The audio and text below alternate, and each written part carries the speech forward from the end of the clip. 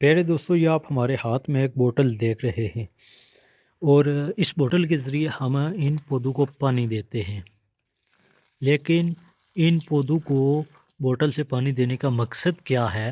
وہ مقصد یہ ہے کہ یہ پودا مضبوط ہو جائے، جس کی وجہ سے اس کی شاخیں مضبوط ہوں گی، یہ پھلے پھولے گا، اس کے پتے ہرے بھرے ہو جائیں گے اور اس کی ٹہنیاں بھی مضبوط ہو جائیں گی۔ یوں یہ پھلتا پھولتا رہے گا، بڑا ہوتا رہے گا اور مضبوط ہو جائے گا۔ ایک دن لوگ اس سے مستفید ہوں گے، اس کا پھل کھائیں گے، اس کی چھاؤں میں بیٹھیں گے۔ ایسے ہی مثال ہماری زندگی میں ہمارے اپنوں کی، ہمارے دوستوں، ہمارے بھائیوں، ہمارے والدین کی ہوتی ہے، جن کو اس پودے کی طرح پانی تو نہیں لیکن وقت چاہیے ہوتا ہے۔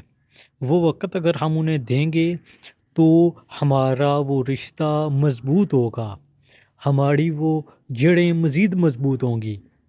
یاد رکھیں دوستو، ہم اس پتے کو تو ایسے کر کے توڑ سکتے ہیں، اس ٹہنی کو بھی توڑ سکتے ہیں، لیکن پیارے دوستو اس کو نیچے سے اکھاڑ نہیں سکتے، کیونکہ اس کی جڑیں بہت مضبوط ہیں۔